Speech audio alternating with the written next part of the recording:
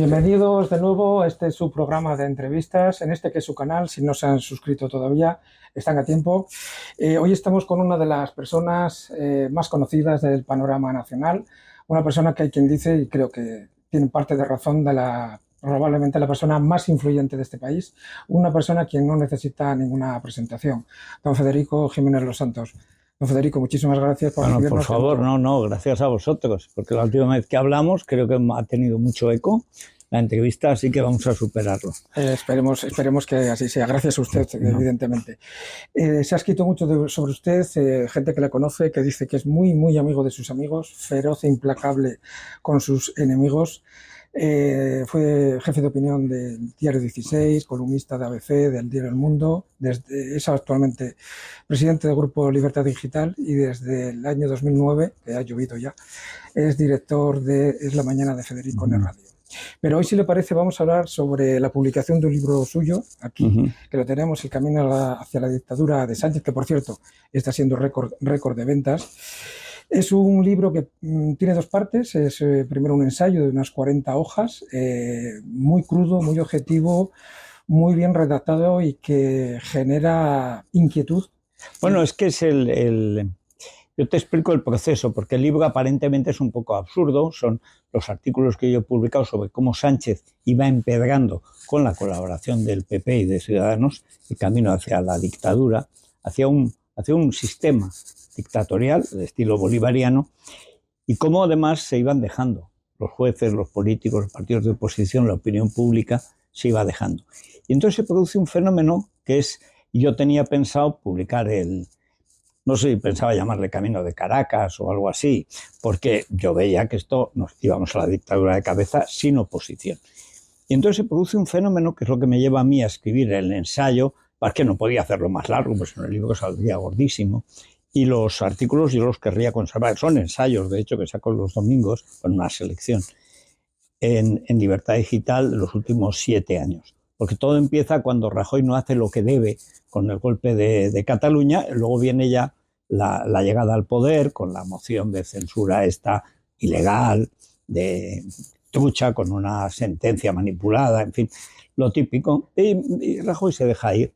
Digamos, como no hace nada en Cataluña, no hace nada en Madrid, no defiende a su gobierno, no se defiende a sí mismo, no defiende a España, bueno, un desastre. Pero cuando saca el acuerdo de Puigdemont con Sánchez, la ley de amnistía, se produce un fenómeno que yo no esperaba y que yo creo que es un fenómeno esperanzador. Y es que los jueces se ponen, pero en bloque, salen a la calle con las togas, cosa que no había pasado jamás. Yo nunca pude pensarlo. Una mañana me levanto, primera reacción contra la ley de amnistía. Los jueces de la audiencia de Cádiz, con sus ropones, además Cádiz, el símbolo histórico de la Constitución, ahí estaban todos en la puerta contra la ley de amnistía. Al lado los abogados, los secretarios judiciales, los fiscales, y como eso, todo. Entonces ahí es muy interesante porque yo me puse a estudiar cómo había pasado eso. Entonces hay dos sectores o dos zonas que no ha podido conquistar Sánchez para su proyecto, que es un proyecto de poder personal ilimitado. Él ha conseguido corromper, ya muy corrompido, el Constitucional, el Tribunal de Cuentas, que se los regalaron Casado y Teodoro, a cambio de que les ayudara contra Ayuso, así acabaron ellos. Y tiene una parte del Consejo del Poder Judicial, pero no tiene ni la Sala Segunda del Supremo, ni tampoco la mayoría del Consejo del Poder Judicial, que es su obsesión. Porque desde el Consejo del Poder Judicial se nombra a los del Supremo y a todos los jueces de las audiencias. Entonces a mí lo que me chocó es que hay un debate muy intenso dentro del Consejo del Poder Judicial y al final sale una nota contra la ley de amnistía que es realmente una autopsia de lo que sería el final de la democracia en España. Y además hecho por jueces de verdad, o sea, no los del Constitucional, que son magistrados, que una es amiga del otro es un bibliotecario, no, estos son los grandes jueces. O sea, la Sala Penal del Supremo, los fiscales del Supremo y la mayoría del Consejo del Poder Judicial, que son jueces. Entonces, hacen un análisis de que España no sobrevive a la ley de amnistía. explica que esta no es una ley, sino que es la liquidación del régimen, no un cambio de régimen, sino la liquidación del régimen y adentrarnos en un terreno desconocido, porque es fuera de la ley. Claro, para un juez, fuera de la ley no hay nada. Bueno, hay un abismo, un vacío. Desde el punto de vista de lo que hay es una revolución, que es en lo que estamos, una revolución con sordina, una verdadera revolución que busca derrocar el régimen que nace con la transición, ¿no? Le llamamos al régimen del 78 por la Constitución, pero realmente nace en el 77, o si se quiere en el 76, con el primer plebiscito, el referéndum de la ley de reforma política que hace el propio franquismo para dar paso a la democracia, como decía Torcuato Fernández Miranda, de la ley a la ley, de manera que los españoles nunca estén en un vacío de legalidad, que la libertad y la propiedad estén garantizadas. Eso es un milagro que hacen la transición. Llegan las primeras elecciones libres en el 77 y se produce la ley de amnistía, entonces, que es, como se dijo, era innecesaria, pero sin embargo tenía un gran valor simbólico, porque era la reconciliación de las dos Españas. Es decir, muerto Franco ya en su día, ya celebradas las elecciones libres, los antiguos falangistas y los comunistas son los que llevan a efecto, digamos, ese pacto. Ese pacto, que da lugar luego a la Constitución, tiene como prólogo una ley de amnistía que es primera y última. Es decir, porque es la última de la guerra civil y la primera y última de la democracia. Y de hecho la Constitución prohíbe desde entonces cualquier ley de amnistía y hasta el indulto general al rey. ¿Por qué? Porque se entiende que ya estamos en una democracia y las leyes hay que respetarlas. Entonces los jueces van muy bien al fondo de la cuestión. Este tío Sánchez, lo que quiere es, por una cuestión puramente personal, hacer una ley que no solamente abarca a todos los españoles, sino que liquida el régimen legal existente, el Estado de Derecho en España, que es un país de la Unión Europea. Entonces, yo le dedico ahí 40 o 50 páginas, porque para mí fue una sorpresa la rebelión, digamos, civil de los jueces, que se habían ido dejando liar, también el PP y la oposición, pero sobre todo los propios jueces, se habían acostumbrado a que los partidos los fueran colocando, hasta que de pronto ven que es que los despiden, porque la ley de amnistía equivale a despedir a todos los jueces y fiscales decentes de España. Entonces reaccionan, y eso es lo que me hace pensar a mí, junto con la recomposición del Partido Popular con Feijóo, a partir del PP de Ayuso en Madrid, que hay posibilidad de parar. Por eso el título es El camino hacia la dictadura de Sánchez. No es la dictadura de Sánchez, porque no hemos llegado. Hay mucha parte del camino hecha, pero hay una parte que no está hecha y si se pelea se puede impedir llegar. Pero para mí es clave, y por eso insisto en el ensayo largo del principio, en la posición de los jueces que se hacen representantes de la ley. Yo entrevisto a uno de los vocales, de los más importantes del Consejo del Poder Judicial, hace como un mes, y me llamó la atención que decía, hablando él, en primera persona, decía, España no va a permitir que le quiten sus leyes. Este tío habla en nombre de la nación. Jamás he oído yo a un juez hablar en esos términos. Son de 1808. Este español, la nación está en peligro. Acudir. Yo como juez no transigiré. O sea, esa especie de, que se llama democracia militante, que es o españolismo militante, o la defensa de la nación asumida por los jueces, yo jamás hubiera pensado que pudiera suceder, y ha sucedido, porque en España pasan estas cosas. Pasan las peores y también pasan las mejores. Y España es un toro de embestida incierta. Que es bravo, pero tú nunca sabes cuál va a ser su querencia. Entonces ahora estamos en esta situación. Solo llevamos 4 meses con este modorro en el poder, pero la verdad es que estamos en una especie de empate en que la resistencia sigue resistiendo, la oposición está mucho más fuerte de lo que estaba, los jueces se han plantado y no puede con el Supremo ni con el Consejo del Poder Judicial, y luego además hemos hecho otra cosa que no se hizo en tiempos de Rajoy cuando el golpe, que es dar la batalla en Europa. Y se está dando y poco a poco se está ganando. Entonces todo eso configura, digamos, un paisaje para mí nuevo, que demuestra que en España nunca puede ser optimista, pero tampoco pesimista del todo, porque es evidente que hay una reacción nacional ante el intento de liquidar la nación española, tal como lo hemos conocido desde siempre, desde Hispania, ¿no? Y eso es pues una cosa intelectualmente atractiva. Don Federico, mire, hace 10 meses también tuve el honor de que me concediera usted otra entrevista aquí en este mismo sitio, en su casa.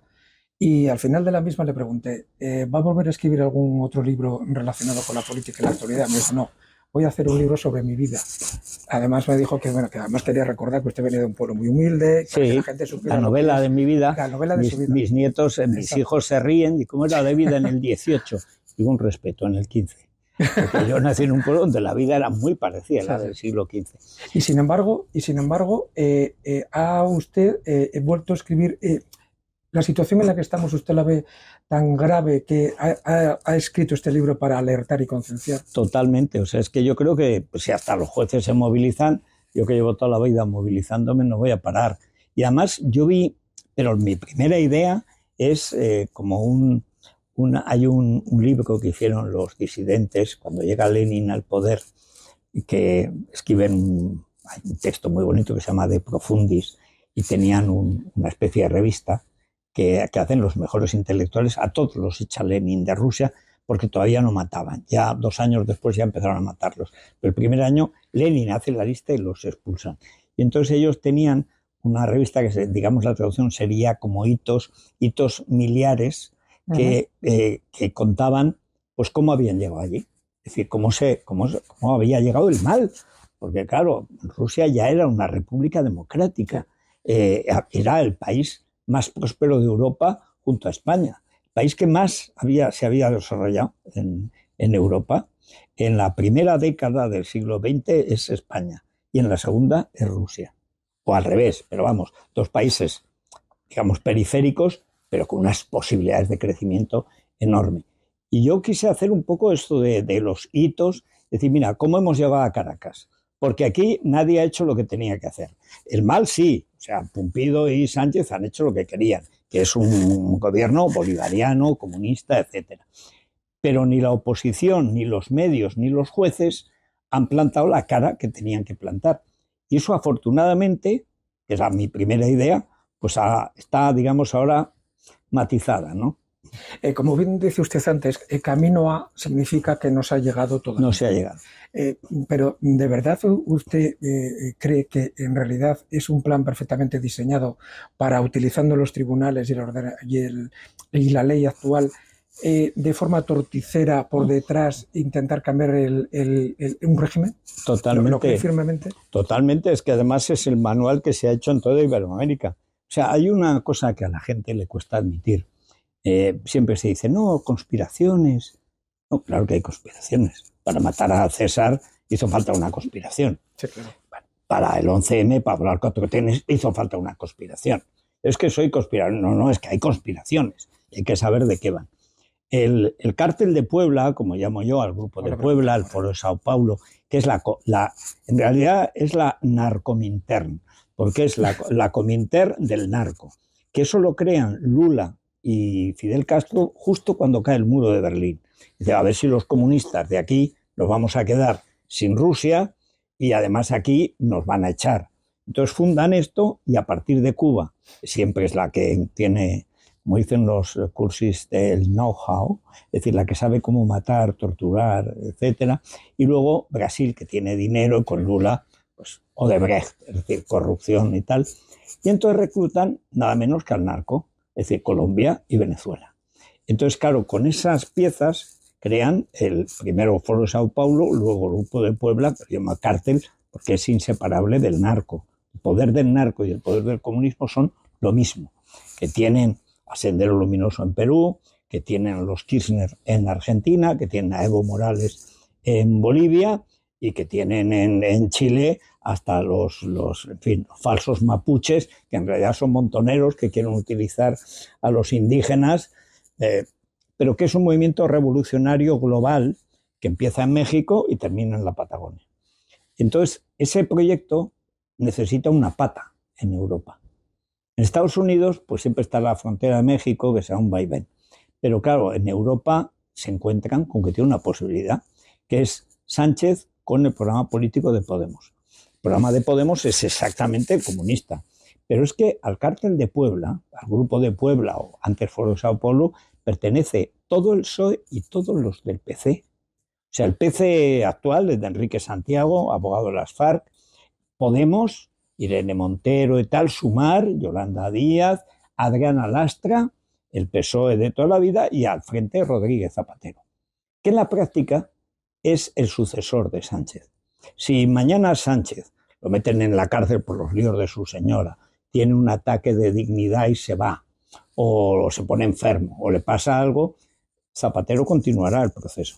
Porque el proceso es que España sea la pata de la narcomintern en Europa.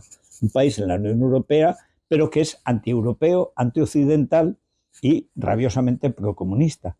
Y este es el gran cambio. ¿Cómo lo han hecho? En todas partes igual. A mí yo lo estudié en la vuelta del comunismo, que me lo estudié. ¿Cómo lo hacen en Venezuela? Que ha sido primero coges la fiscalía, después vas al Constitucional, y luego vas comprando los jueces que puedes, mediante el dinero del narco. Y entonces van cayendo. Y pasa lo de ahora en Colombia. Pillan robando las elecciones al presidente, no hay ningún juez que lo pueda mandar a la cárcel. Queda un fiscal que está ahí rabiosamente defendiendo Colombia. Pero Venezuela cae así, y a lo largo de un proceso largo. Lo que sucede con Sánchez es que al perder las últimas elecciones y echarse en manos de Puigdemont, ha tenido que acelerar mucho el proceso. Entonces, en lugar de depender tranquilamente de la ETA, que es el proyecto real de fondo, ha tenido que acelerarlo por Puigdemont. Entonces, la ley de amnistía, que es un disparate monumental, le ha hecho a él quemar etapas. Él necesitaba 2 o 3 años más para conquistar el Supremo y el Consejo del Poder Judicial. Lo único que separa a Sánchez del poder absoluto son los jueces, la opinión pública, con la oposición, y la corona. O sea, esos son los obstáculos reales. Todo lo demás, digamos, ese camino está empedrado. Está empedrado por el Constitucional, está empedrado el Tribunal de Cuentas, está empedrado la mitad del Consejo del Poder Judicial, está empedrado el Consejo de Estado, es decir, y tiene los medios de comunicación a su antojo, más que nunca, y con un nivel de sumisión delirante. Pueden defender hoy una cosa y mañana la contraria con el mismo entusiasmo. Antes el PSOE era sectario, ahora es que le da igual. Ahora defiende lo suyo y lo mismo te dice hoy blanco que mañana negro, lo que manda el jefe. Son sicarios de una secta. Ya no son creyentes de una ideología, son sicarios de una secta, lo que manda el jefe. Y eso, claro, lo hace muy peligroso. Don Federico, es cierto que desde hace 5 años para acá, el que se llama a sí mismo bloque progresista, teniendo a PNV y a Junts, es un poco extraño, ¿no? Decir que, bueno, que es progresista, pero lo cierto es que es así, la obsesión que tienen con el Consejo General del Poder Judicial. Sí. De hecho, ayer Alsina entrevistó a Óscar Puente y le preguntaba por cualquier cosa y solo contestaba la renovación del Consejo General del Poder Judicial. Pero en estas circunstancias, ¿usted cree que el PP debe de ceder, sentarse, negociar y llegar a un acuerdo? Jamás. ¿O sería un error? Jamás, nunca debió sentarse. Lo último que nos separa de la dictadura es el Consejo del Poder Judicial. El PP nunca jamás debió sentarse a negociar nada excepto la vuelta a lo que dice la Constitución. El Consejo del Poder Judicial lo dice la Constitución. El primer asalto es de Felipe González en la Ley Orgánica del Poder Judicial del 85, que se dice pronto. Pero la Constitución es taxativa. De los 20 vocales del Consejo del Poder Judicial, que es el gobierno de los jueces, 12 son elegidos por los jueces. No dice asociaciones de jueces. No, dice los jueces. 4 por el Congreso y 4 por el Senado. Eso es lo que dice la Constitución y es a lo que tenemos que volver. Como dicen en Europa, que los jueces sean elegidos por sus pares, es decir, por otros jueces. Dice, bueno, saldrán buenos o malos. Serán buenos o malos, pero serán jueces. Y esa es la cuestión de fondo. El Partido Popular, ¿qué ha pasado? Las 2 veces que ha tenido ocasión con 2 mayorías absolutas, Aznar y Rajoy, de volver a la Constitución, no lo han hecho. En el caso de Aznar, yo lo recuerdo perfectamente, que tuvo una zaragata monumental cuando está Michavila de ministro de Justicia y entonces pacta con López Aguilar, representante del PSOE, luego juzgado por maltratador y otras cosas, ¿no? Pero si Aznar había dicho que íbamos a volver a la Constitución. El caso de Rajoy es todavía peor, porque después de que se ha comprobado con Zapatero que este es un punto flaco, que es fundamental, llega, forma gobierno y hace ministro de Justicia a Ruiz Gallardón. Sí. Entonces Ruiz Gallardón, en la primera reunión que tiene la comisión del Congreso, no en el pleno, sino en la comisión, dice: vamos a acabar con el obsceno espectáculo de unos políticos que nombran a unos jueces que pueden juzgar a esos políticos, a la independencia. Y unos meses después, Mariano dice: pues esos líos, esos líos de los jueces. Su padre era juez. Sí. Pero bueno, ahí entra, y entonces, por supuesto, Gallardón ni siquiera es capaz de irse, sino que sigue en el cargo haciendo exactamente lo contrario de lo que había dicho, muy taxativamente, muy tal, porque era un farsante, igual que Mariano. Entonces, esas dos ocasiones, con mayoría absoluta, con la oposición totalmente desnortada, era el momento para hacer lo esencial, la justicia independiente. La derecha siempre va a ganar con una justicia independiente.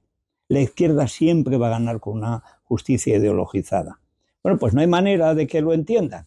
Llega Feijóo, y cuando llega Feijóo, claro, tiene una situación muy delicada, que yo creo que eso, por ejemplo, Alejandro Fernández no lo entendió.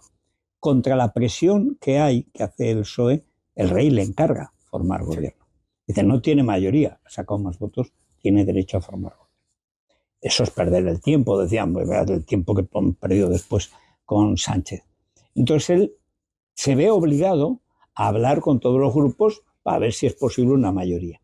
Junts se la había propuesto a Feijóo, porque Puigdemont siempre tenía admiración por Feijóo y le felicitaba las Navidades y todas esas cosas. Habían visto en estas cosas de presidentes autonómicos.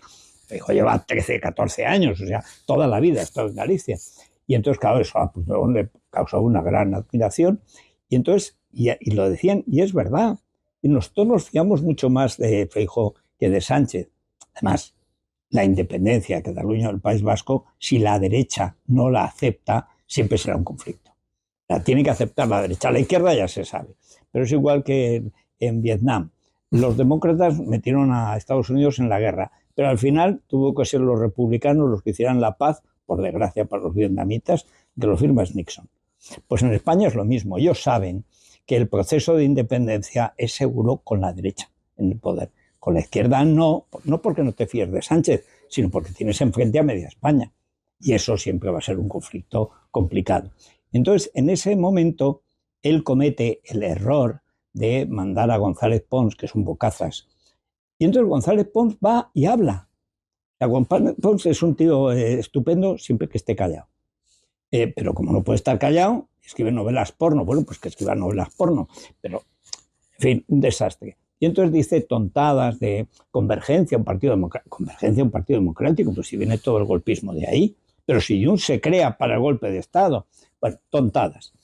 Hay gente del PP, de los cuales está González Pons y todos los Sorayos, que siguen en un marco mental, que es que existe el PSOE, existe Convergencia y existe el PNV.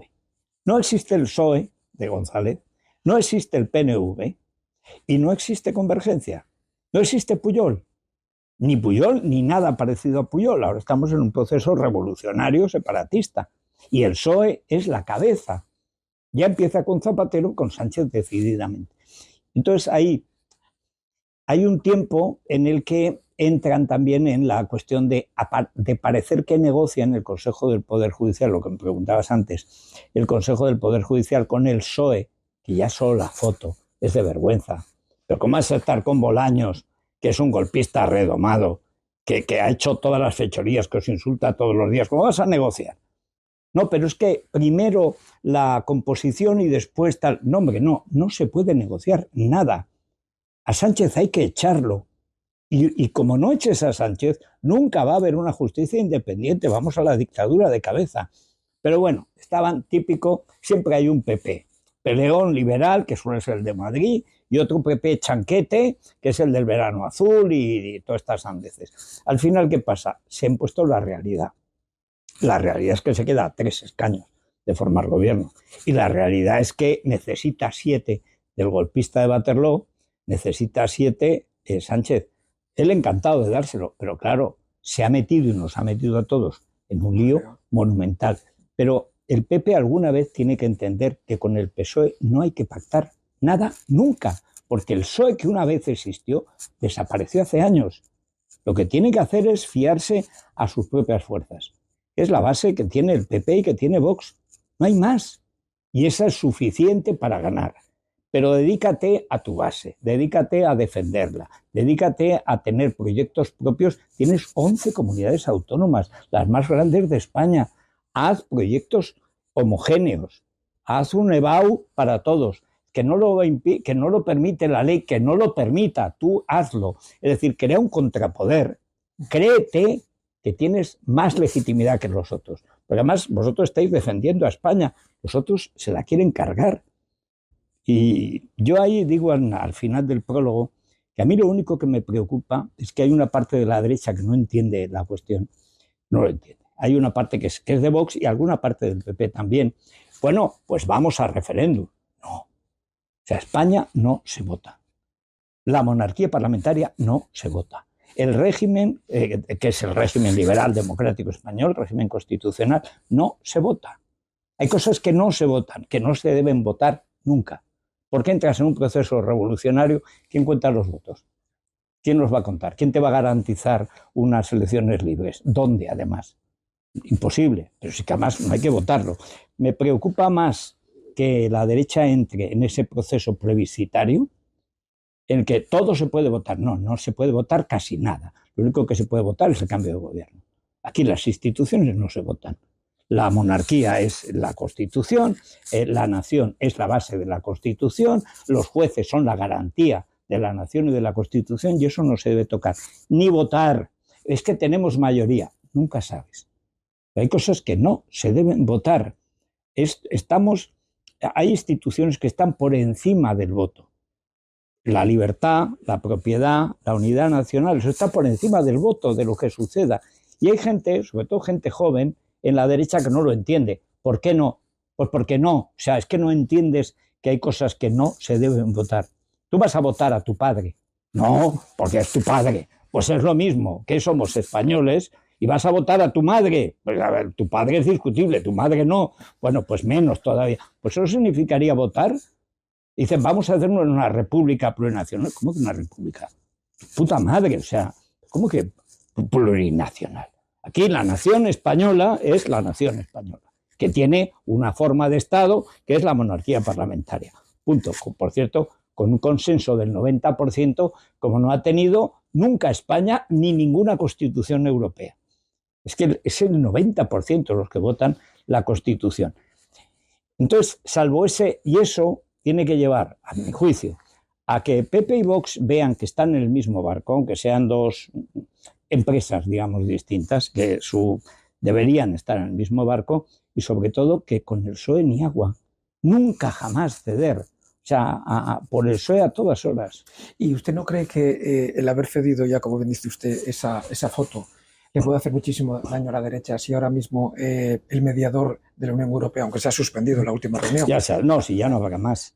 Pero en el hipotético caso que lo hubiera recomendado que sí que había que hacerlo, ¿usted no cree que sería un error? Bueno, sería un error, pero lo último que ha hecho Reinders, me entero esta mañana, es que, como digo, es que en Europa se está trabajando. Entonces el pobre hombre, el Adrián Vázquez, que estaba de Ciudadanos, le mandó una carta a Reinders, a la madre abadesa, porque siempre parece que está borracho, que ha dormido mal, está en medio de los dos, de Bolaños y de Pons. Pons que lo mira como diciendo, ¿pero qué hago aquí? Y Bolaños, gilipollas, has caído, ¿no? O sea, porque es que la foto es el otro, la madre abadesa, que está a punto de dar una cabezada. Bueno, pues le manda una carta la semana pasada a Adrián Vázquez, en nombre del grupo de Ciudadanos en Europa, a Reinders, que es el comisario de Justicia, que es el que hace de madre abadesa. Y le pregunta, si hay una cuestión prejudicial que plantea un tribunal español ante una ley como la de amnistía, ¿queda suspendida inmediatamente la ley? Respuesta de Reinders, sí. Todo eso, como el informe de la Comisión de Venecia, todo eso va en ese camino. Es decir, que Europa, a que le importa tres pitos lo que pasa en España, porque con Ucrania tiene bastante, con Rusia, con Polonia, en fin, el lío que tenemos es monumental. Pero bueno, tenemos que espabilarnos. Y si nos espabilamos, Los tres grupos, la verdad, es que están haciendo un trabajo, especialmente el PP con Dolors Montserrat, que como diputada en Cataluña era una nulidad, y en cambio como en Europa está haciendo un trabajo tremendo.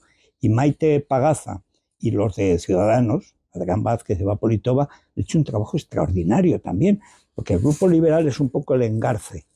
Y claro, te da al grupo mayoritario, el democristiano, donde está el PP, le da un suplemento enorme de poder. Y además, porque Sánchez cometió, no sé si un error, pero yo creo que sí, pero lo hizo deliberadamente. Es el día, Reinders depende de Manfred Weber. Manfred Weber es el presidente del partido más votado, el Partido Democristiano, y le llama nazi. Y además lo lee, porque lo lleva escrito. Igual que el PP y Vox están poniendo calles a nombres de los héroes franquistas, ¿va usted a poner también nombres a Hitler y a los...? Primero, es mentira lo que dice de España. Y luego, mira, tú a un alemán le puedes llamar caníbal, pedófilo, le puedes llamar antropófago, le puedes llamar genocida, le puedes llamar feo, le puedes llamar Óscar Puente. Pero nazi no se lo puedes llamar, sobre todo si es democristiano. Pues no, o sea, ¿por qué no? Esto es como, porque es... Y al día siguiente, porque está, es más, después de decírselo, el tío se va cuando está contenta, y Reinders le da la espalda y se va. Porque este es así de patán, Sánchez. Entonces, al día siguiente hizo una declaración Manfred Weber, que se le han dado poca importancia. Dice que se olvide Sánchez de un solo puesto político europeo en el resto de su vida. Sí, que bueno, eso significa que el partido más importante de Europa no es que le haya puesto la cruz a Sánchez, le ha puesto la lápida. ¿Pero por qué dice eso Sánchez? Porque Sánchez ya opera como un líder latinoamericano, como un líder del Grupo de Puebla. Sánchez lo lee eso, sabiendo que es mentira lo de España y que es mentira que el otro le quiera poner a Himmler una avenida. De hecho, hoy ha salido publicado que van a acelerar el reconocimiento de Palestina, lo cual sería... Bueno, tendrá que saber qué es Palestina. Esa es la primera cuestión. No, él va a pase de modelos. Ya lo hizo una vez cuando quiso posar en lo que iba a ser el lugar de entrega de los rehenes, que luego resulta que no entregaron los violadores, asesinos de Hamás, ¿no? Pero vamos a ver, o sea, hace falta ser un imbécil para pensar que un conflicto de esas características va a ir un maniquí desprestigiado en la izquierda y en la derecha, que tiene más o menos el mismo poder que Maduro, porque es a lo que se parece, que va a pintar algo allí. Pero si antes ha reñido con Estados Unidos, con la Unión Europea, por supuesto con Israel, pero si tiene una ministra que llama genocidas a los que han sido violados y asesinados por Hamás, que sale con una bandera de Hamás, que es una variante terrorista de Irán. Vamos a ver, ¿pero en qué cabeza cabe? En la cabeza de Chorlito, de este monigote. Yo he visto las fotos de él ayer. Bueno, ya desfila como un maniquí. O sea, aparta al séquito y desfila de medio perfil. Así. Pero así, ¿eh? Pero bueno, este cree que es, no sé, que ya es primavera, el Corte Inglés, o en Gaza, o este idiota que cree. Va a Arabia, que se nos ha perdido en Arabia, como no sea cobrar la parte de su amigo Rubiales, y a Qatar.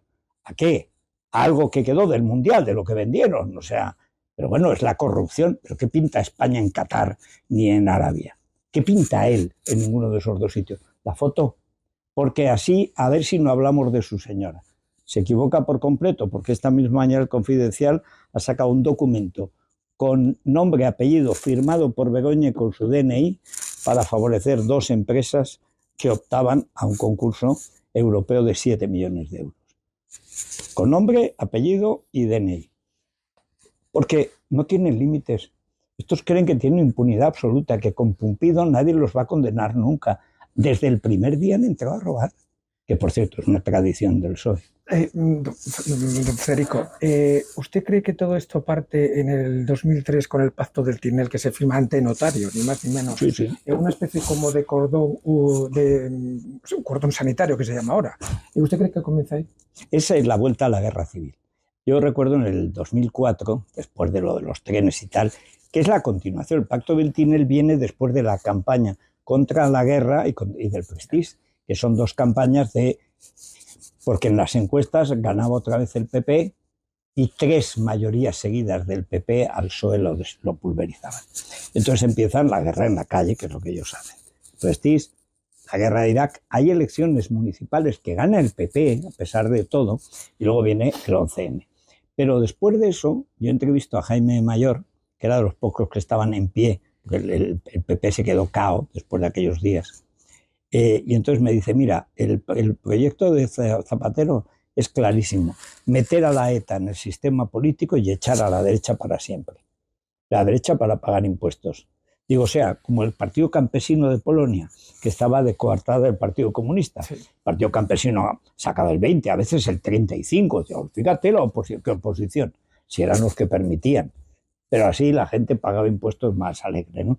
Pues es lo mismo, y estamos en ese proyecto. El Pacto del Tinel obedece a eso. A partir de ahora, terroristas, separatistas y comunistas vamos a garantizar con el PSOE a la cabeza, pero un PSOE pro-terrorista, comunista y separatista, vamos a garantizar que nunca haya que nunca haya alternancia democrática.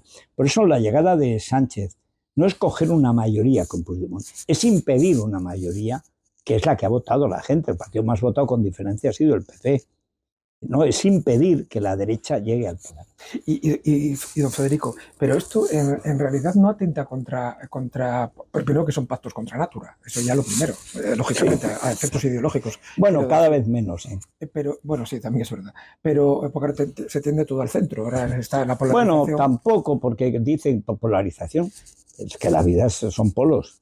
Hasta la Tierra tiene 2 polos. O sea, ¿qué pasa con la polarización? Pero yo lo que le quería preguntar, ¿usted no cree que esto de cierta forma atenta contra lo que es el pluralismo político y la lógica alternancia en el poder que representa la democracia de un Estado de Derecho? Pero es que los socialistas no creen en la democracia. Es que la izquierda es antidemocrática. Lo ha sido siempre. La izquierda es igualitaria, pero no democrática. La izquierda no cree. La izquierda cree que tienen que mandar siempre, porque son ellos. La izquierda tiene una asumida superioridad moral que no se justifica ni en lo intelectual, ni en lo histórico, ni en lo económico, ni en lo político, ni en nada. La democracia en España la trae la derecha, la traen los franquistas con los comunistas. El PSOE ni existía. Y en cuanto llega al poder se dedica a robar, que es lo que se les da divinamente. Hay una presencia que es el biotipo del PSOE ladrón, putero y coquero, que es que tú lo ves desde el hermano de Juan Guerra. Ves Luis Roldán, ves Ábalos, ves Koldo, pero ves el Tito Berni y dices, pues si es el mismo. Es que hay como un biotipo del sociópata que desde que llega al poder es a llevárselo crudo.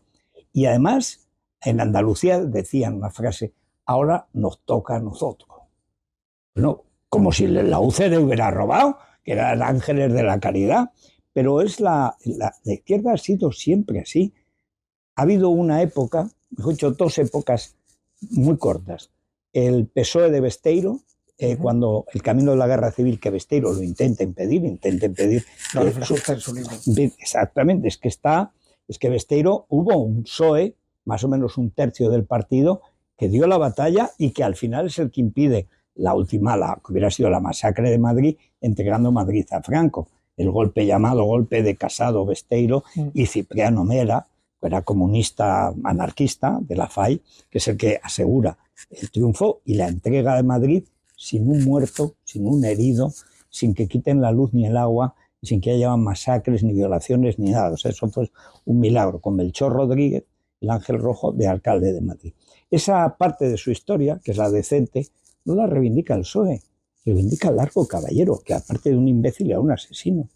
Pero es que luego, si te fijas, Felipe González, que llega de la mano de la CIA y de los sindicatos alemanes, que son los que pagan. Eso está escrito. Esto está escrito, está demostrado y tiene lógica, porque después de la Revolución de los Claveles, lo que preocupaba en todo Occidente es que España pudiera caer del lado comunista, porque Portugal estaba así.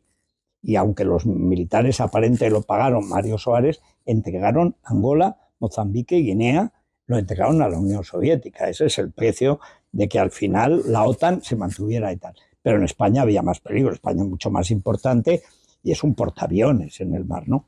Entonces, con Felipe González, después del referéndum de la OTAN, que Felipe hace que toda España rectifique lo que él no quiere rectificar, él había dicho OTAN de entrada no. Luego dice sí a la alianza por el bien de España, pero si la alianza es la OTAN. Ah, no, por el bien de... Bueno, ¿y por qué no dices, me he equivocado, convoco elecciones y las hubiera ganado igual? No, teníamos que rectificar todos. Bueno, en esa segunda legislatura, en que además ya hay una guerra dialéctica con los comunistas fuerte por la cuestión de la OTAN, porque al final siempre es Moscú, Washington, o estás en el este o estás en el oeste. En ese momento hay, la segunda legislatura de Felipe, es cuando hay un PSOE socialdemócrata europeo y español.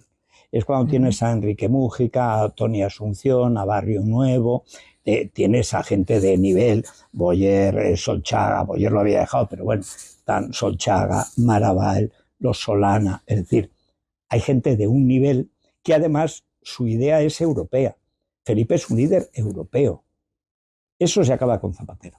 Y la gente que, pero ya la última legislatura de Felipe, ya es la del Doberman, sobre todo impulsado por Polanco, Cebrián y tal, por el grupo Prisa, que tenía su negocio en la existencia de un poder omnímodo del felipismo, pero ya la última legislatura ya esa cara de perro contra Aznar, pero a cara de perro, o sea, fue terrible cuando sacan el perro, el Doberman, que viene el franquismo. Y ahí viene el pacto del Tinel.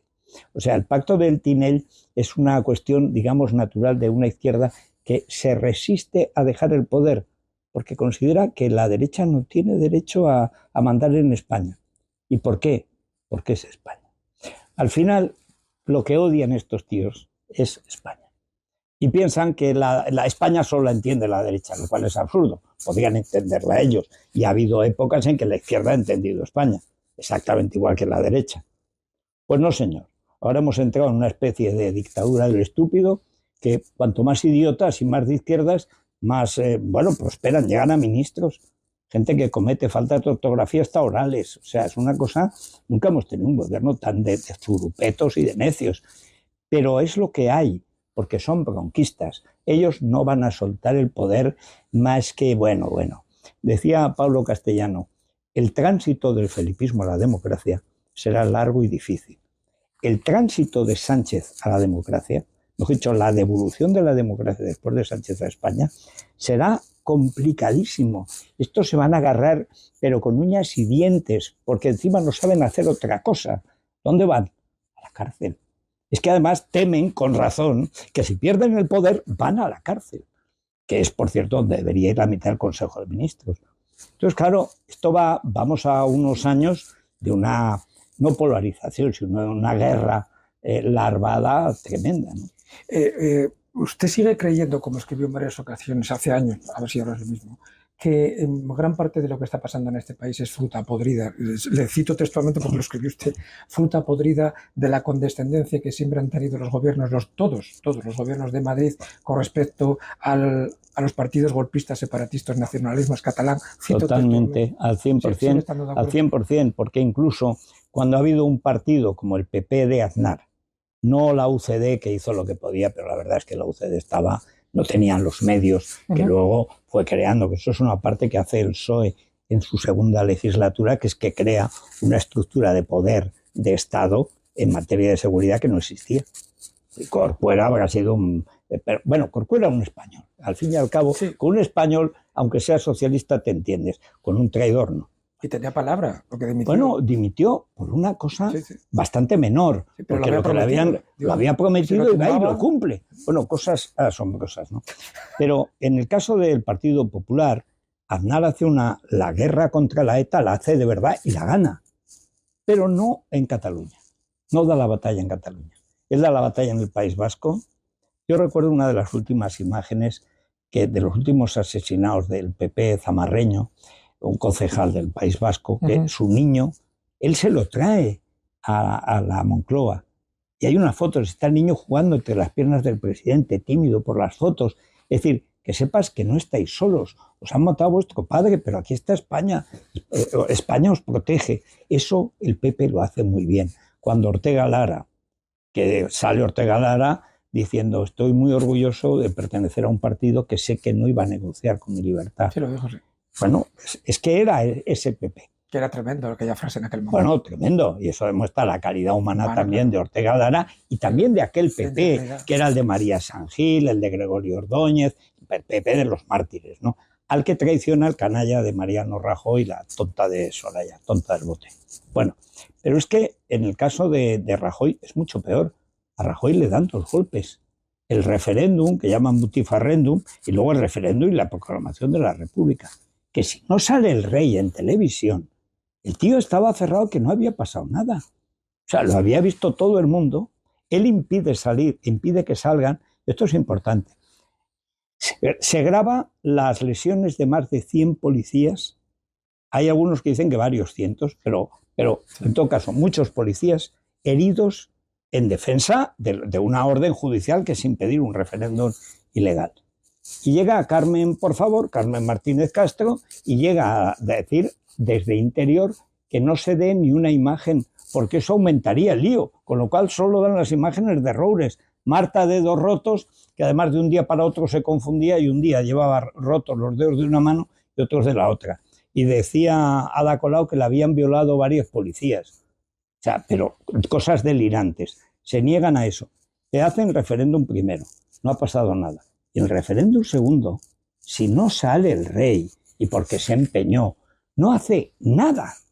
Dice, bueno, pero eso no tiene valor legal. Soraya tiene una frase que denota pues, una profunda estúpida, lo que es un desastre para España ha sido esa tía. Porque además, por alguna razón, Mariano Rajoy le tenía una fe tremenda, la tonta del bote. Dice, vamos a presentar un incidente de ejecución de sentencia. ¿Y eso qué coño es? O sea, te han dado un golpe de Estado. Luego proclamaron la República, pero es igual, han hecho el referéndum para proclamar la República, como luego pasó. Has dejado que se vaya el maletero de un coche, el golpista. Porque eso se lo pone Soraya. El maletero ese es del CNI. Y a Toto Junqueras porque no cabe en un maletero, que si no también lo meten.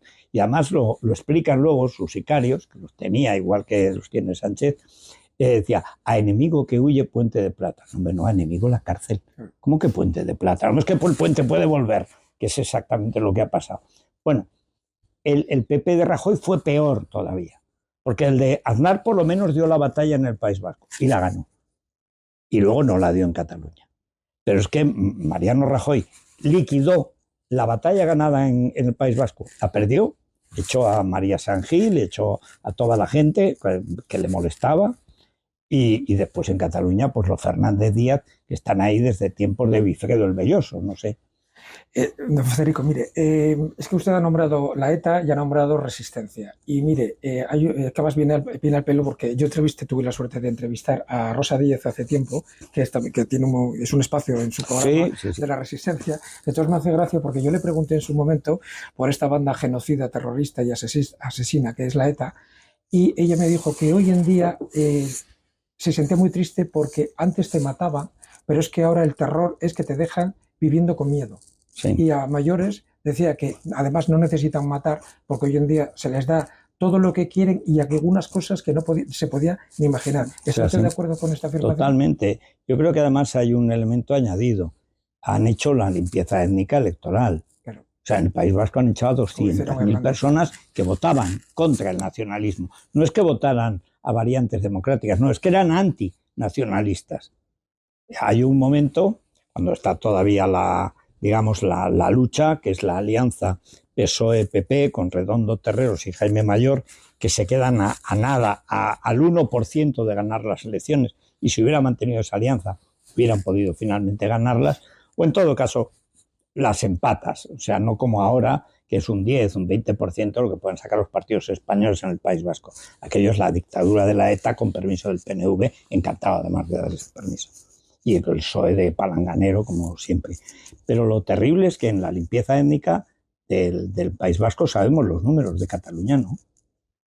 De la gente que han echado de Cataluña no sabemos los números. Sabemos los que huyeron, las empresas que huyeron. Eso sí, se sabe. Huyeron todos los que pudieron. Los bancos, empezando por la Caixa, el Banco Sabadell, todos se han ido. Uno piensa volver. Algunas personas relevantes llegaron en entrevistas a reconocer que habían venido a Madrid Bueno, la hermana de Messi también se fue, ¿no? Bueno, la hermana de Messi se fue, pero a Rosario, Argentina, porque le pusieron la inmersión lingüística.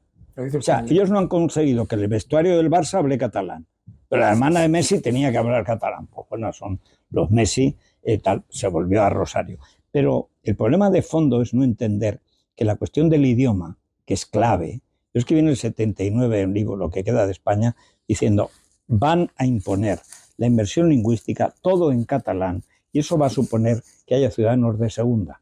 Es decir, que los españoles sean considerados de segunda, que es exactamente en la situación en que estamos. Por una cosa o por otra lo vas dejando, vas pactando en el día a día. No hay cosas en las que no se puede ceder y esa es una de ellas. No se puede admitir a un asesino. O sea, Otegi no puede ser el que mande en la política española, que es un asesino, un criminal. No puede ser. Bueno, pero es que lo han votado como si votan al caníbal de Rotemburgo, me da exactamente igual. Es un asesino. Y un asesino no puede mandar y es el que manda en el País Vasco. Bueno, ha puesto un mini yo, que es como Aragonés, que parece el mini yo de Jonqueras, ¿no? Ese monigotillo que parece su versión, digamos, mol, ¿no? Pero el que manda es la ETA. Y son los que mandan, la ETA. Pero es que en Cataluña, ¿quién manda? Manda el terror del terrorismo catalán, del terrorismo informativo catalán y luego del golpismo catalán que persigue a los padres porque quieren que sus hijos puedan estudiar un 25% en español, pero con una violencia y apoyados por los sindicatos, por los medios de comunicación masivamente. Bueno, es que es una dictadura atroz. Pero yo creo que son dos sociedades tan envilecidas que se tienen que cocer en su propio jugo. La única cuestión es que España no entre ahí en ese juego, porque como entremos en el juego, lo que decía antes, España no se vota. Ellos pueden votar lo que les dé la gana, que seguro que Pumpido les va a dejar votar. ¿Qué van a votar? Me da exactamente lo mismo. Es el odio a España. Bueno, no con nuestro dinero. Esa es la única cuestión. Porque encima tenemos que pagarles nosotros la independencia. Y llegados a este punto, ¿usted cree que si la derecha no se conciencia de que tiene que combatir la propaganda de la izquierda y que por otra parte Cayetana Álvarez de Toledo es muy partidaria de dar la batalla cultural en todos los frentes, esto es muy difícil de dar marcha atrás? Bueno, es que la batalla cultural en el fondo no cesa. O sea, yo llevo dando, fíjate, del 79, es el libro mío, Lo que queda de España. Y ahora dice, ¿cómo lo vio usted venir? No, es que me leí lo que había. Eran los programas, no de Pujol, era el programa del PSC, que es el partido, el gran traidor de la política española, ha sido el PSC. La batalla cultural se da todos los días, porque además las sociedades cambian. No tenemos la misma idea ahora tengo yo que tienen mis hijos o mis nietos que son pequeñines. O sea, no estamos en otro mundo y ellos tienen unos valores. Los esenciales son los mismos. El respeto a la vida, a la libertad y a la propiedad de la gente, eso es sagrado y donde no haya eso no hay civilización. Y todo lo que ataque eso es la barbarie. Pero luego hay cambios con respecto a las conductas sexuales, a lo que se entiende por admisible o no admisible, al trato de los hijos y los padres. O sea, yo ya traté de tú a mi padre, pero mi padre trataba de usted a mi abuela. Claro, yo he nacido, ya digo, mis hijos se ríen en el siglo XV. Era mejor el siglo XV que el siglo XXI. Pero en algunos aspectos no. Es decir, la capacidad de conocimiento que hay ahora, la capacidad de aprender que tiene uno, si quiere, es enorme. Ahora, le ponen todos los medios para que no lo haga. No existe el esfuerzo, no existe el mérito, no existe la competencia. Es que quieren quitar, dentro de poco quitarán ya hasta el fútbol. O sea, bueno, el fútbol no, porque les interesa un poco como opio, ¿no? Pero vamos a ver, en la vida todo es esfuerzo. Todo lo que no es esfuerzo carece de mérito. La belleza sí, hay gente que nace guapa y otra fea, pero como no se arregle, pues irá fatal, ¿no? Yo creo que la batalla cultural es todos los días defender lo esencial y debatir lo circunstancial. Lo esencial, pues, la integridad de la persona. Una persona es sagrada, es dueña de sí misma, de su cuerpo y de su cerebro. Y no lo pueden marear ni hacerle llevar por un camino. No. O sea, esto es fundamental que entiendan que la enseñanza es instrucción, no educación. No es crear personas nuevas para una nueva sociedad. Las narices. O sea, yo quiero vivir en la sociedad de Aristóteles y de Cervantes. Yo quiero vivir en la sociedad española, occidental, greco-romana y judeocristiana. Más cristiana que judía, dicho sea de paso, porque Jehová me parece un poco, en fin, sectario con los amalecitas, ¿no? Pero esa es nuestra tradición. Esos son nuestros padres de verdad. Entonces yo quiero defender eso, que es esencial, porque es el máximo nivel a que ha llegado la humanidad en su desarrollo desde que se bajó del árbol. Y eso es lo esencial. Luego hay cosas circunstanciales, puedes debatir, pues esta ley de tal, pues ahora están con el rollo del cambio climático, que es una filfa monumental, ha servido para destruir los paisajes europeos. Bueno, pero hay un margen de debate. Pero usted está en contra de las placas solares, yo les tiraría una piedra a todas, pero entiendo que en algunos sitios no molestan. Donde no molesten, que pongan lo que quieran. En mi pueblo, vamos, he conseguido que no pongan el molinazo que querían poner, pero en todos los pueblos de alrededor los están destruyendo. Bueno, eso es un motivo de debate. Lo otro es indiscutible. O sea, hay cosas que no se negocian. Y en la vida lo más difícil es entender que no todo es relativo. Que hay cosas que son valores absolutos, porque tu misma integridad depende de que esos valores los mantengas. Don Federico, a lo largo de toda su trayectoria de escritor prolífica, sí. por otra parte, de hecho tiene 2 libros, es profeso, además muy recomendables, sobre el comunismo. Pero en todos, incluso en este, siempre se refiere al comunismo. Quizás porque de joven pecó. No, de joven me vacuné. Yo cuento bueno, es el único libro que hay sobre el comunismo en español de importancia, ¿no? De estudiar las raíces del comunismo. Muy recomendable. Yo digo que el comunismo, para la gente de mi generación, que tuvimos una educación católica, fue una religión de sustitución. Es decir, el católico tiene la idea de que se salva haciendo buenas obras, y si hace buenas obras, entonces va al cielo. Los protestantes no, solo la fe. Los católicos no, que somos de cultura católica. Yo no tengo fe, porque además después de la COPE es imposible mantenerla, pero sí que soy católico culturalmente, ¿no? Entonces, la fe, las buenas obras. O sea, para mí, el tío que se porta bien y la persona que es buena, al final merece el cielo, y el que no, no, aunque se arrepienta o al último, no. Bueno, pues esa idea, cuando tú dejas de creer en una religión, en un más allá, en la política es muy fácil. ¿Cómo ayudar al pobre? ¿Cómo te salvas? Te salvas ayudando al pobre. Y lo primero que piensas es que es acabando con la propiedad. Si no hay propiedad, no hay pobres. Hasta que conoces el comunismo, lo estudias, es lo que hice yo, que yo pertenezco a una generación que lo leía todo. Y además, hasta el fondo, porque soy muy cabezón. Y yo me he leído todos los clásicos marxistas, me he leído casi todo Lenin, me he leído todo Marx y Engels, y todo lo que haga falta. Hasta me matriculé ilegalmente en un curso de economía en la Autónoma de Barcelona sobre el capital. Pues es de los pocos que se ha leído el libro entero. Es decir, que a mí me ha interesado conocer las raíces filosóficas del comunismo, pero sobre todo porque es fundamental para acabar con la coartada moral.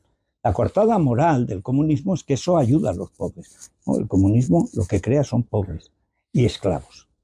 Porque tú, cuando defiendes el comunismo, dices, bueno, durante una etapa habrá esclavitud, pero se acabarán los pobres. No, es exactamente lo contrario. Y la prueba es el comunismo real.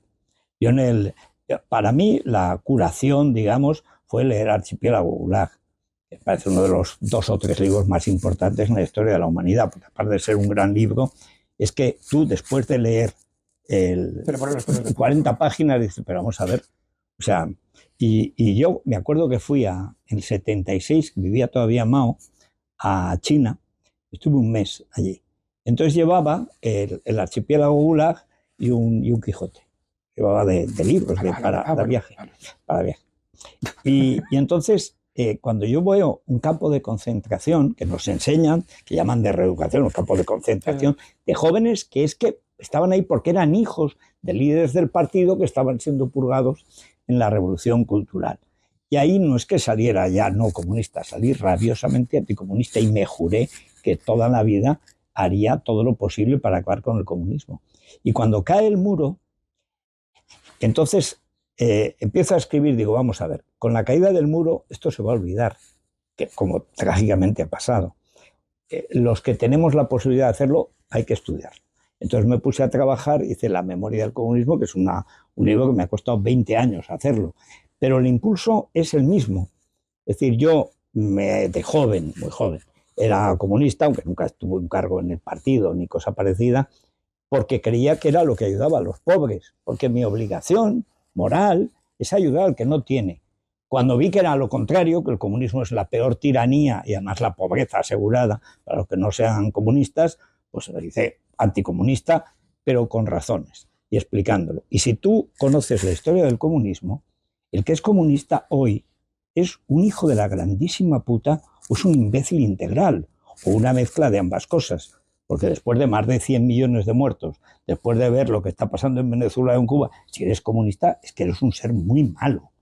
O eres muy egoísta o simplemente quieres mandar como los castristas en Cuba o Maduro en Venezuela. De hecho, usted escribe muy habitualmente y dice en la radio que no, un comunista es incompatible, que es imposible que defienda la democracia porque no cree en la libertad. No cree en la propiedad sin la cual no hay libertad.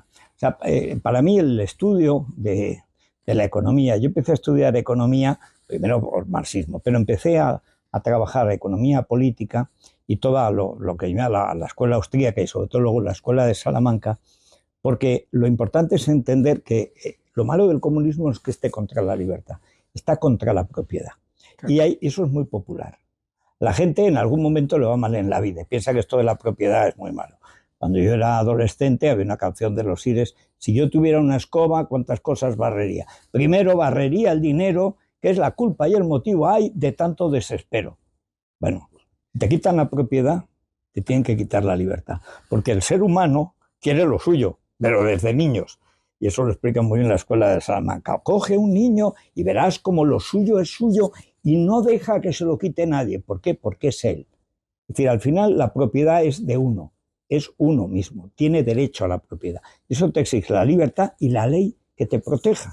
Porque puede ser ante un matón, necesitas un policía que te proteja. Ante un matón de colegio necesitas a alguien que impida que te quiten el bocadillo.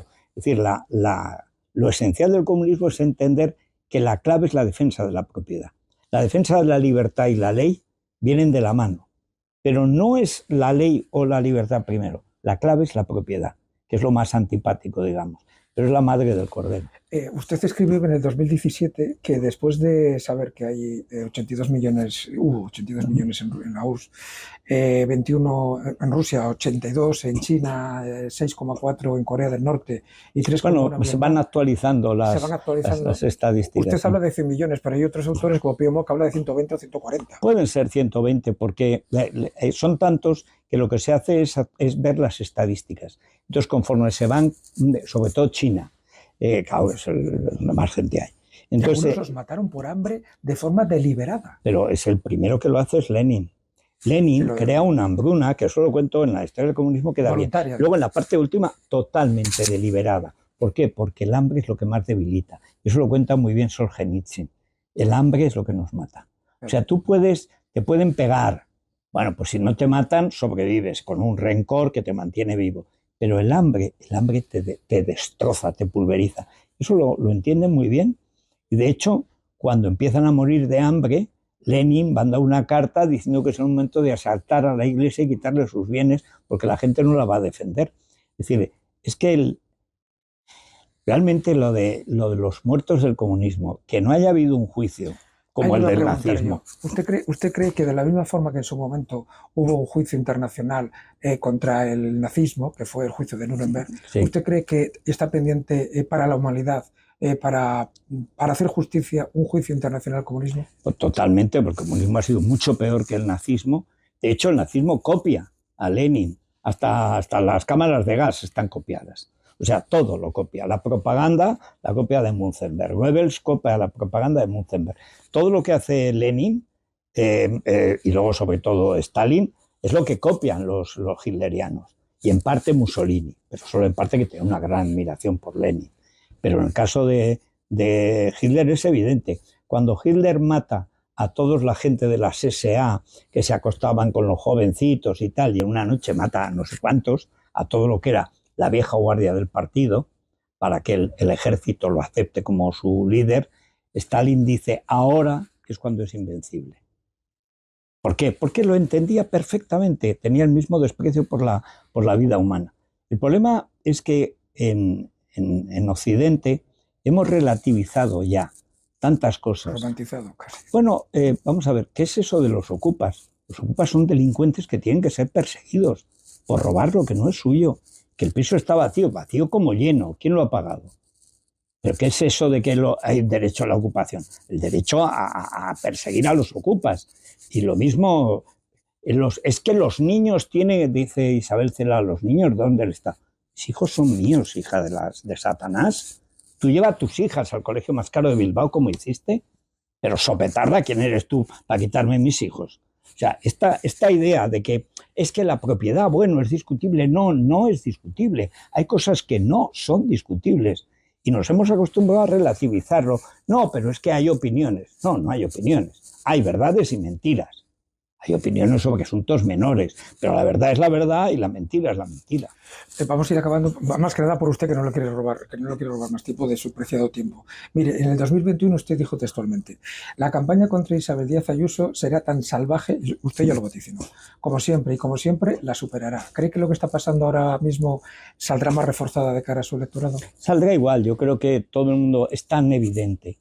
Ayer dijo, y esta mañana lo he comentado, una tonta que han puesto en sustitución de Mema, que es todavía más tonta que Mema, parecía imposible. Mema, médica y madre, ahora mi Mema, ministra médica y madre, que ayer la emprende con Pablo Motos porque dice que un tratamiento del SAL le ha ido muy bien. Habría que ver la base científica, pero vamos a ver que allí en el SAL sí que hay médicos de verdad. Tú sí que no eres una médica ni nada, es una petarda.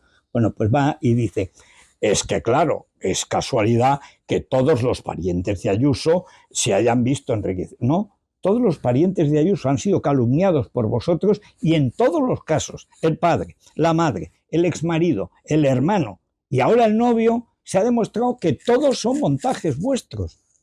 O sea, es todo mentira. Esta es la izquierda actual. Les da exactamente igual. Ella repite y repite y repite. Y cuando le pregunten a Sánchez por Begoña, dirá Ayuso. Pero ya es un mantra. Primero porque la odian. La odian. Pero, Federico, usted que además que en el libro del retorno de la derecha hace usted, que me acuerdo todavía, un estudio psicológico de Ayuso que de verdad es para volver a leerlo. Yo lo leí 2 veces, y se lo recomiendo que nos esté viendo, porque yo creo que pocas veces ella misma se tuvo que ver sorprendida de ver cómo la reflejaba usted. Bueno, porque yo la he estudiado como un fenómeno, porque era el fenómeno más raro que ha producido la derecha en muchas décadas. Eso lo dice usted en el libro, pero mi pregunta es: ¿lo que está ocurriendo ahora es por una obsesión patológica de personas que ven que no pueden con el caudal político que ella atesora, validado por su gente, o en realidad muestra una debilidad palpable de que no pueden luchar contra ese proyecto político? Bueno, son dos cosas. Por un lado, el odio. La izquierda se alimenta de odio. La izquierda no tiene un programa económico, no tiene un programa político, por supuesto un programa nacional es el que quieran los separatistas, económico los comunistas. Es decir, es una basura. No tiene un proyecto, ni bueno, ni malo, ni regular. Está a merced de lo que sea, ¿no? Que si el sexo, que si el género, que si todas estas leyes basura. Perfección. Bueno, cualquier cosa. Entonces, Ayuso representa a una mujer que no se calla. Eso es lo que no toleran. Lo que no toleran de la derecha es que no les pase ni una. Y ella, además, es que lo disfruta. O sea, porque ella lo sufre, pero lo disfruta. Por eso en el libro yo digo, Ayuso es frágil, pero no es débil. No. Es frágil porque le afecta lo que dicen cuando hablan de su familia y tal. Lógico. Y ahora el novio cuando no era su novio. 2 facturas de Hacienda de cuando no era su novio. Imagínate, inspecciones de Hacienda. Bueno, pero no es débil. Entonces, aunque le duela, eso lo que hace es enfadarla más. Y claro, al final uno en la política sigue al que merece la pena ser seguido. Entonces dice, bueno, ¿qué líderes hay en Madrid? No hay más que una. Es decir, ¿alguien conoce a algún socialista? ¿Alguien conoce a algún comunista? ¿Alguien que pueda oponerse a Ayuso? ¿No? Primero, los ha liquidado a todos, empezando por Pablo Iglesias. No queda Pedro Sánchez, ¿no? Pero es que cada vez, bueno, pues que se presente Pedro Sánchez a las elecciones en Madrid, si tiene valor. Le mete una panadera que lo cruje, lo manda al asilo, pero inmediatamente. Van a seguir inventando bulos. ¿Por qué? Porque hay un sector del PP, el sector chanquete, que tampoco tolera a Ayuso. Es decir, en el Partido Popular hay gente que quiere llevarse con el PSOE. Y Ayuso es lo que piensa que con el PSOE no te puedes llevar jamás, que el socialismo es incompatible con la libertad, con la democracia, etc. Y esos dos PSOE, el PSOE liberal, que es la tradición del PSOE de Madrid, siempre en contra, no solo de la izquierda, sino del PP oficial, porque Esperanza Aguirre estaba igual, contra Montoro, contra Rajoy, etc. esos 20 años, que es lo que le han dado la prosperidad a Madrid, claro, ese PP no se lleva con el PP Sorallo ni con los chanquetes de Málaga, o sea, no. Y en el fondo les joroba que sea tan popular y que represente a una derecha que no se rinde. Y además que es un lío, como diría María. Es que meten unos líos. Claro, porque pelea todos los días, no pasa ni una. Y eso precisamente es lo que la base social de la derecha quiere. Leyendo su libro, a veces a uno se le suscitan dudas, y le voy a decir el porqué. Porque la situación hasta donde hemos llegado, a veces leyéndolo usted, no se sabe si por acción o omisión tiene más culpa de llegar aquí el presidente José Luis Rodríguez Zapatero o el presidente Mariano Rajoy Brey. Para usted, ¿cuál tiene más culpa? Más culpa Zapatero, pero más responsabilidad a Rajoy.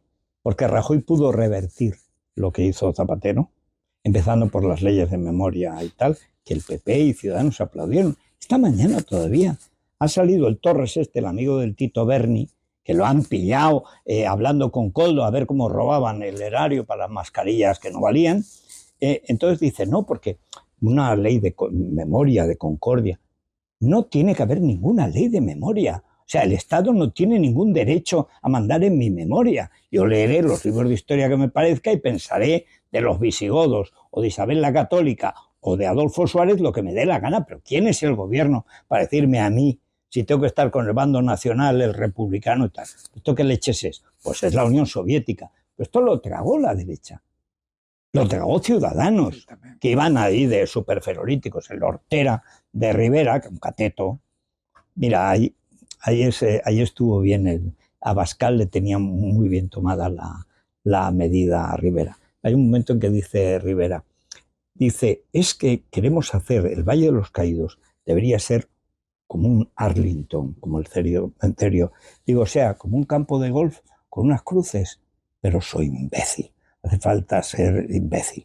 Bueno, y esta historia por parte de Ciudadanos es la misma del PP, es la derecha complejada.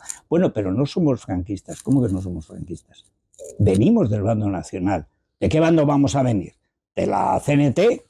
Pues claro, y tan españoles eran unos como otros. Y cuando se ha reconocido eso en el 77, ahora vamos a volver otra vez y acomplejados. Hombre, que estuviera acomplejado Suárez, que había sido secretario general del movimiento, todavía lo entiendo. Pero, ¿Mariano? O sea, pero sin embargo, son más acomplejados estos de ahora que los que había entonces. Excepto el núcleo de Ayuso y luego gente como Cayetana. Para mí... Miguel Tellado, porque usted habla últimamente muy bien. Es que me ha asombrado, para mí ha sido un asombro. Es la mano derecha de verdad de Feijóo, es Tellado, y ha hecho un grupo parlamentario sacando a todos, yo le digo a Ancelotti, ya se lo llaman el partido, sí, porque le da minutos a todos. Sí, sí. Pero al final, en los partidos fundamentales, saca a los titulares.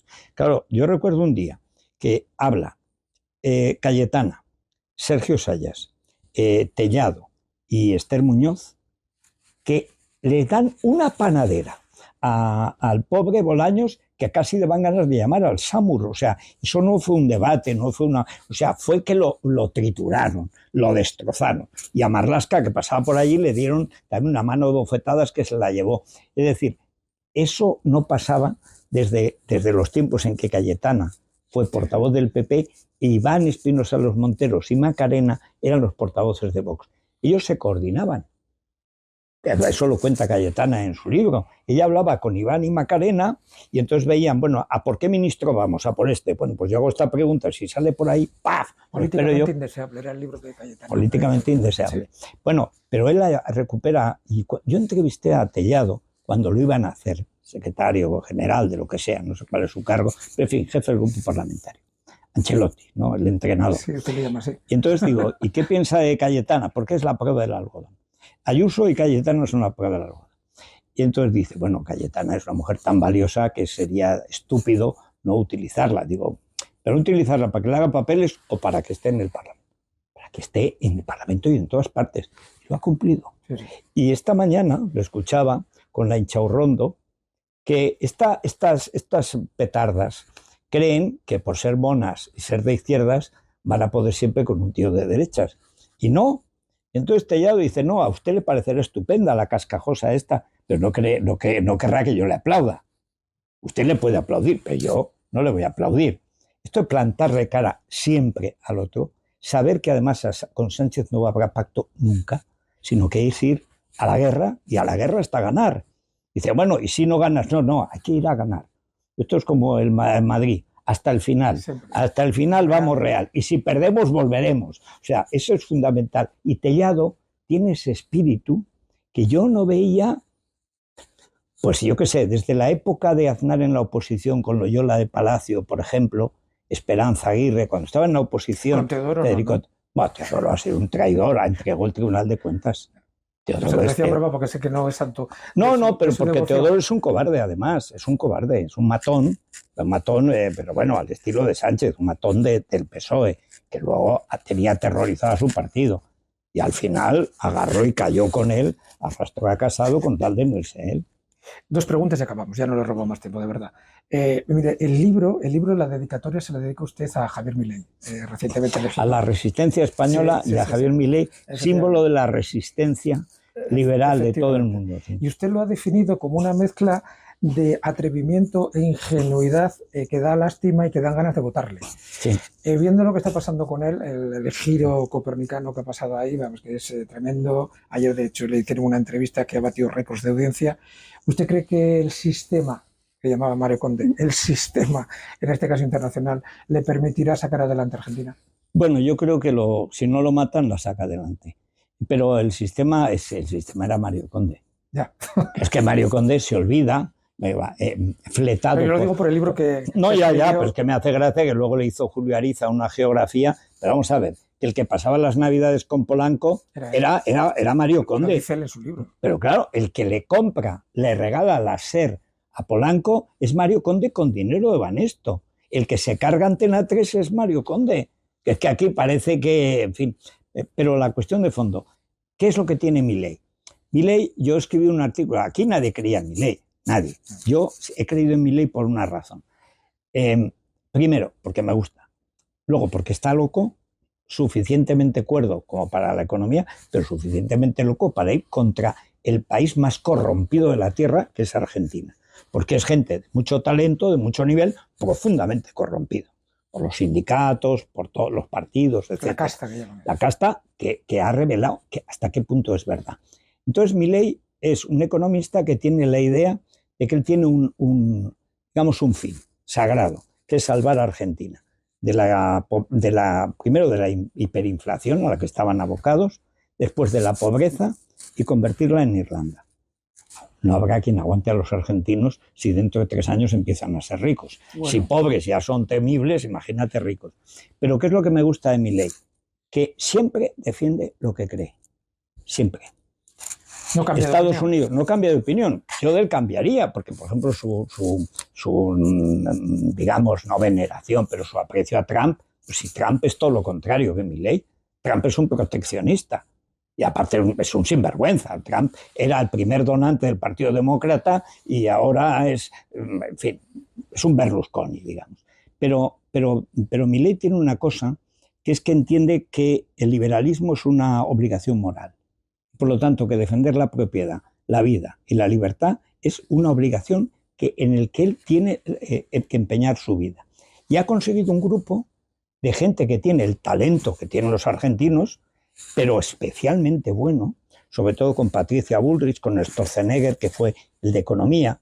Patricia Bullrich fue una pésima candidata y es una excelente ministra del Interior. Sí. Y está dando la batalla contra los peronistas, contra la inflación, contra la situación económica que es lamentable, los radicales, contra el narco que desde Colombia manda ya en Rosario, que es como que haya tomado una ciudad como Rosario, la patria de Messi, por cierto. Sí. Antes ese puerto lo había comprado Jordi Pujol, o sea que corrompida ya estaba la ciudad. Pero bueno, yo estuve ahí hace años dando una conferencia y también unos liberales buenísimos. En Rosario todo lo que hay es muy poderoso. Bueno, pero Milei ha mantenido la idea de que no es negociable que no haya déficit. El Estado nunca más volverá es más, lo ha prohibido por ley, de lo que dure. Nunca más se podrá imprimir más dinero y nunca más se podrá, además, tener déficit. Todos los presupuestos tienen que tener previsto superávit. Bueno, eso en Argentina es ir contra las costumbres de los últimos 110 años. En 110 años, 106 tuvieron déficit. Bueno, y el tío lo está cumpliendo. Lleva 3 meses, se ha enfrentado con todos. Ha tenido incluso que abrazar al Papa. ¿Por qué? Tiene lógica. Porque el Papa, que es un sinvergüenza, y es lo que dijo Milei, es la reencarnación, es el mal. Pero es que a Milei lo han votado el 60%, el 70% de los jóvenes. Es decir, la juventud argentina, que puede ir o no a misa, es de Milei, pero es absolutamente de Milei. Y entonces el Papa ha dicho, bueno, pues me tengo que llevar. Y Milei, aunque sea más bien un liberal judío de tendencia, porque es un católico, digamos, de sentimiento, pero es judío por fe, o acabará siendo judío, aunque él ya ha dicho que no va a profesar ninguna fe mientras sea presidente. Me parece muy bien, pero la embajada estará en Jerusalén. Bien. Pero esto que hace, a mí me parece muy bien, igual que las atrocidades que se dijo con Patricia Bullrich, porque hay una cuestión que es el patriotismo. Para tú cumplir una misión, como es defender la libertad, la propiedad y la vida de los argentinos, tienes que pactar, pero solo lo fundamental. Es decir, nunca el déficit.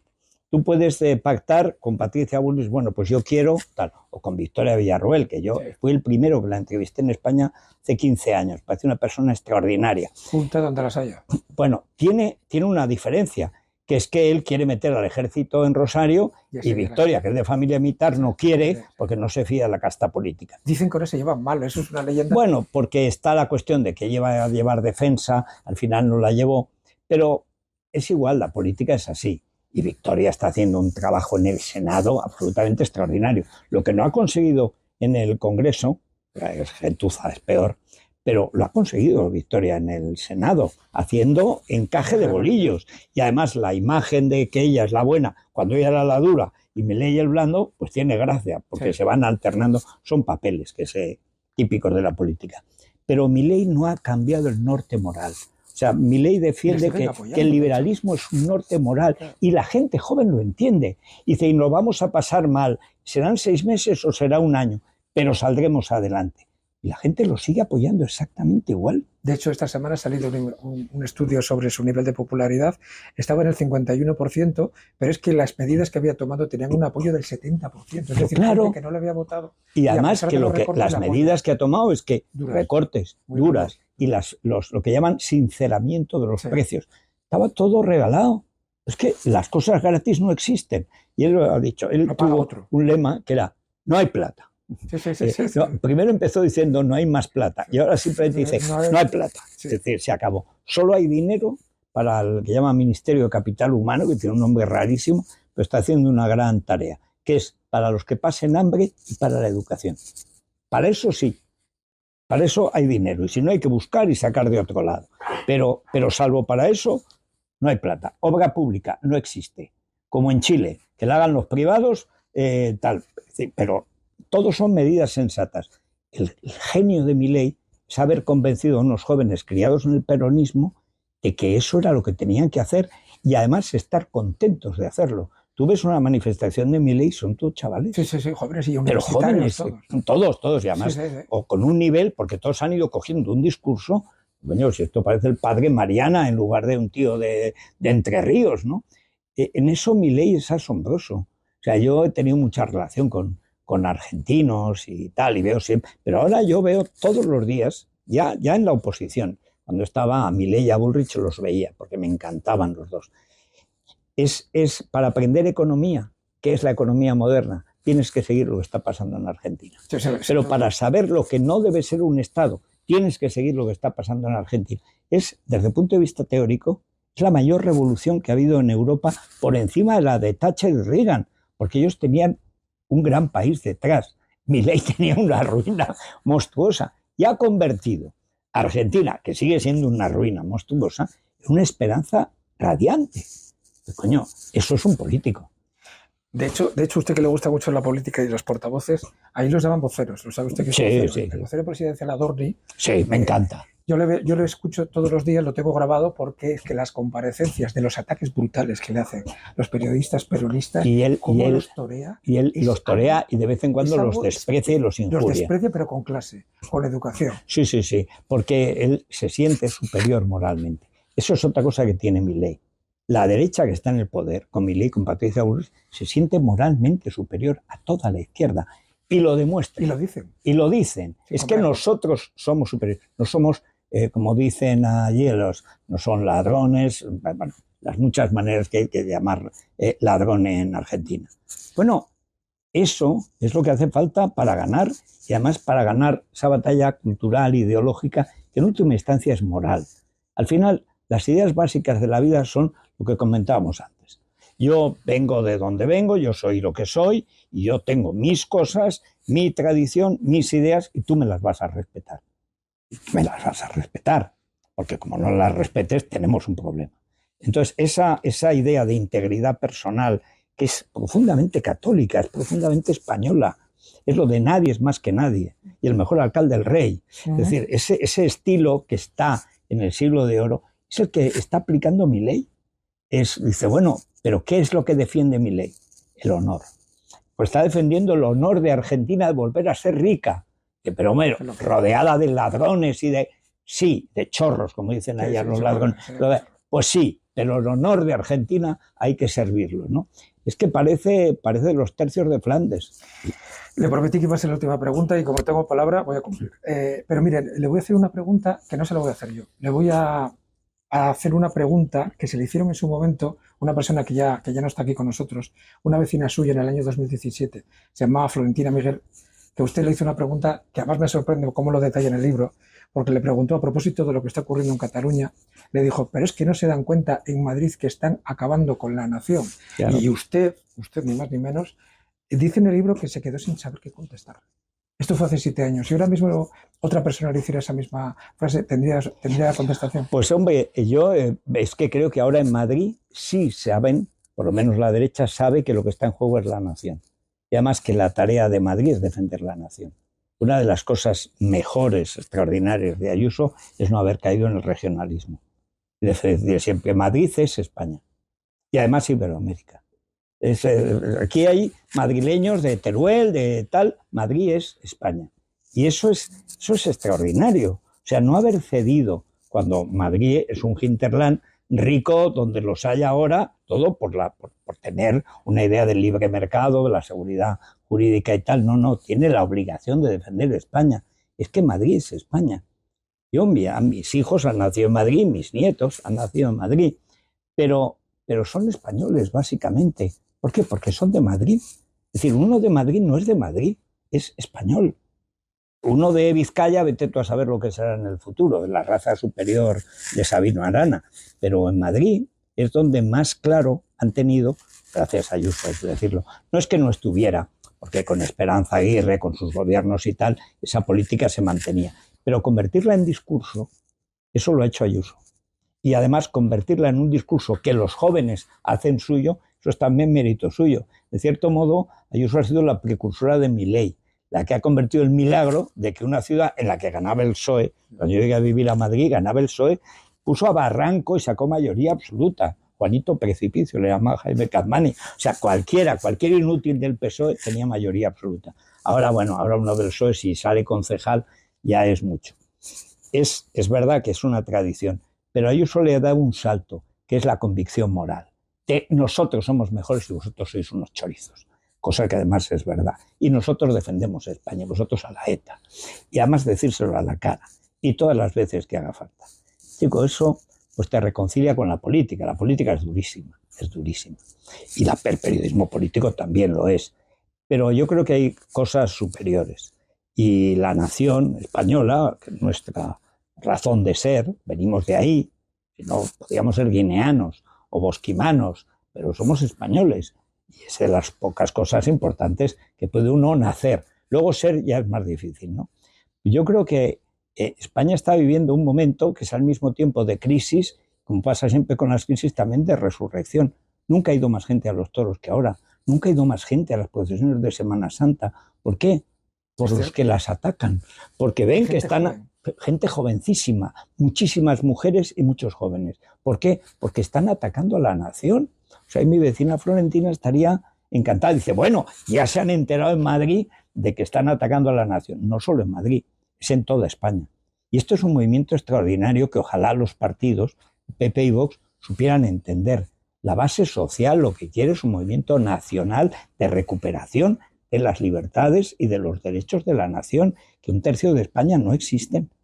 Y si eso lo hicieran, si por ejemplo en Cataluña hubiera una lista conjunta española, constitucionalista, déjame de constituciones, nadie ha leído la Constitución. Y lo que la hemos leído nos aburre. O sea, no. Muy aburrida, además. Española. Son españoles que tienen que defenderse en Cataluña de la horda separatista. Esa lista no tendría 22 escaños, como entre los dos, tendría 30. Y un grupo de 30 ya sería un peligro mayor para todo el proceso que viene. En toda España es así, se está produciendo el mismo fenómeno. Y a mí me encanta verlo. Y por las mañanas en la radio todo lo que pueda hacer para animarlo. Y además yo creo que hay también tres instituciones que son fundamentales para evitar la dictadura de Sánchez. La primera es la Guardia Civil, la segunda es la Policía y la tercera es el Ejército. Por orden, digamos, de número y de eficacia y de poder. Mientras Sánchez no tenga a la Guardia Civil, a la Policía y al Ejército, no tendrá nunca el poder completo. ¿Cuál es el problema? Que por la parte de abajo, la Policía, la Guardia Civil y el Ejército, y la parte de arriba se corromperán siempre. La parte de abajo porque toca el delito y somos humanos y periódicamente hay que limpiar eso. Y la parte de arriba porque el poder político siempre ha captado a una parte. Pero mientras el cuerpo, digamos, lo esencial de la Policía, la Guardia Civil y el Ejército no esté dispuesto a ser esto una dictadura bolivariana, España resistirá y acabará ganándole a estos hijos de puta, ¿no? Que me perdonen las putas, que al fin y al cabo hacen un trabajo bastante más honrado que el de estos, ¿no? Don Federico, muchísimas gracias. Gracias a vosotros. Ha sido un placer estar aquí con usted. Igualmente. Pues hasta aquí hemos llegado. Como les dije, creo que no les engañé, que iba a ser una entrevista lo suficientemente atractiva. Si les ha gustado, por favor, denle a like. Pueden compartirla también, si así lo desean. Nos vemos en la próxima. Muchísimas gracias. Nos vemos pronto.